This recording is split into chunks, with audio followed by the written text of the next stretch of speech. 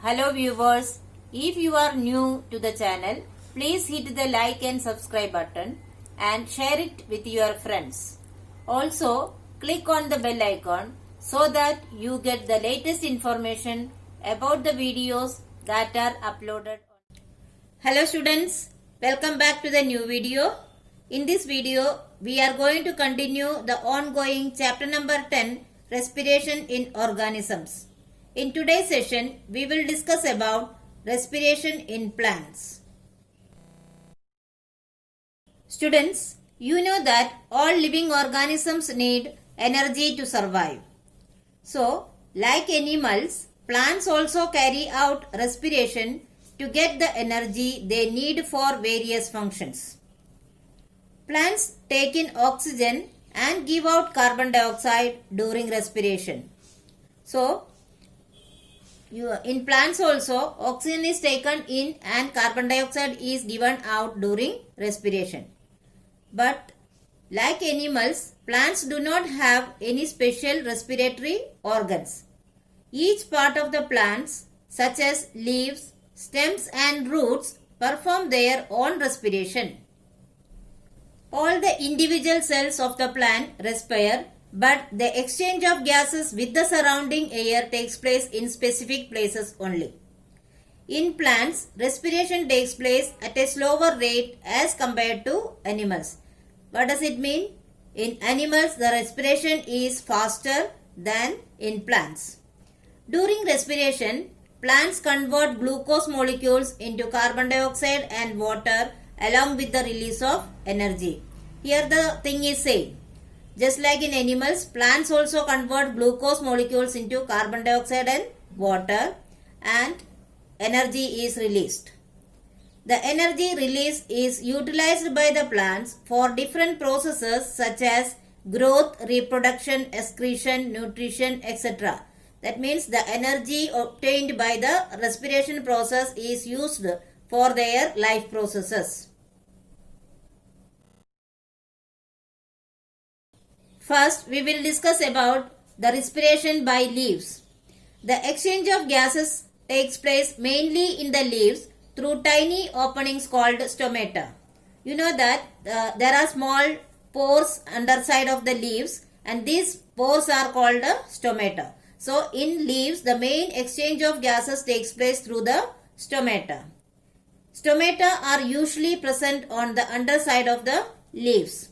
The opening and closing of the stomatal pore are controlled by two guard cells. Guard cells are the bean-shaped cells present on either side of stomata. Stomata is an opening on its side. We can see two bean-shaped cells. These cells are called guard cells. So, what is the function of the guard cells? Guard cells control the opening and closing of the stomatal pore. The stoma along with its pair of guard cells and other subsidiary cells is called stomatal apparatus. Here stoma means the singular form of stomata. Stomata is the plural form. Okay. So stoma and guard cells and other subsidiary cells found around it are called stomatal apparatus. Guard cells helps to open and close the stoma under the influence of moisture and sunlight. What does it mean? Guard cells open and close according to the content of moisture and sunlight present in the air. If sunlight is present, stomata will keep open so that they can do the process of photosynthesis. Oxygen and carbon dioxide simply diffuse into and out of the stomatal pore.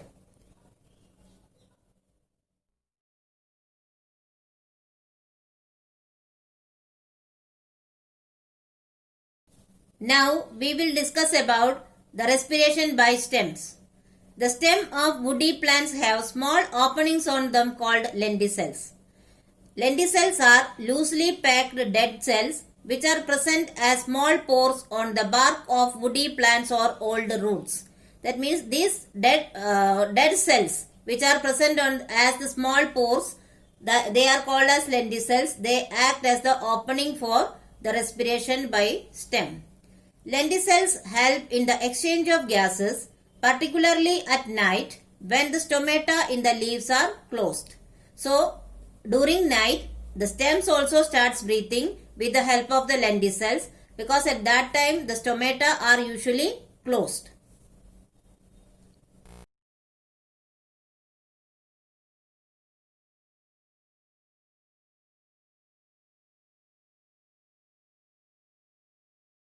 Now we will discuss about respiration by roots. In plants, respiration also takes place through roots. That means plants not only breathe through leaves or stem, they breathe through roots also. You know that in soil, oxygenated air is present in the air spaces between the soil particles. In the loose soil particles, air is present and that air is oxygenated. So, oxygen is absorbed by the root hair present on the roots.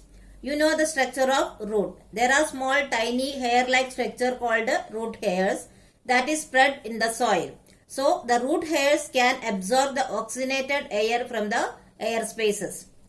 From root hair, oxygen is supplied to all the parts of the roots for respiration.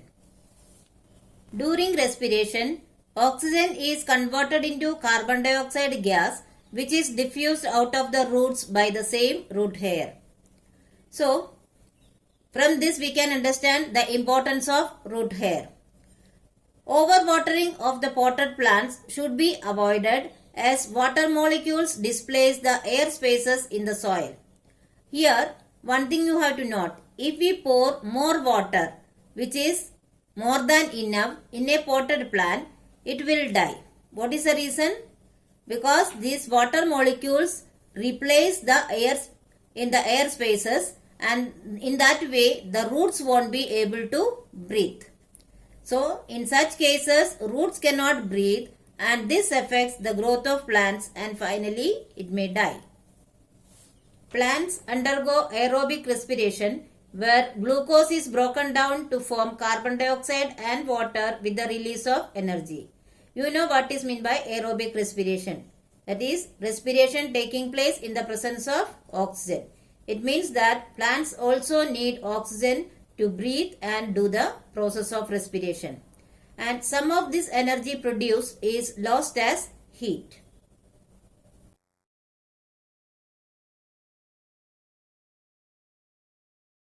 Now let us have a comparative study of photosynthesis and respiration taking place in plants.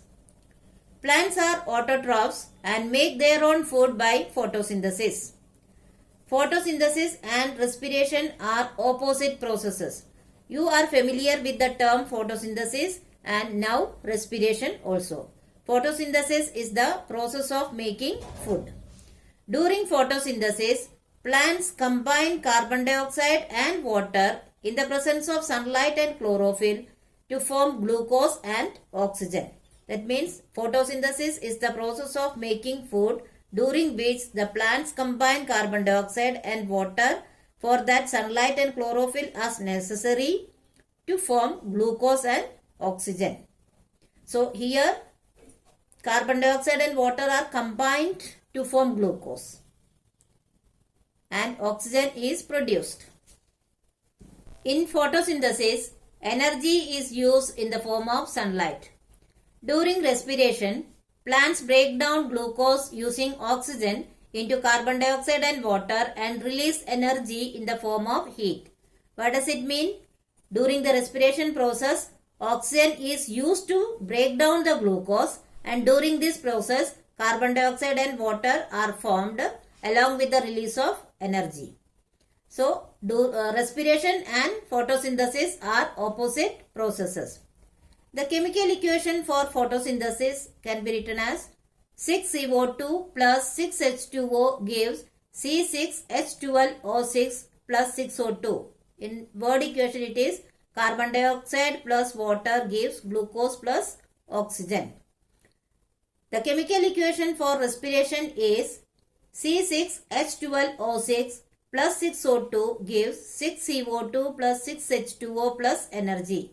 Its word equation is glucose plus oxygen gives carbon dioxide plus water plus energy. So students, I hope you have understood the topics very well. But still, if you have any doubt, you can write in the comment section. I will surely try to solve it as soon as possible. Here are some review questions. Please solve it in your notebook. Thank you.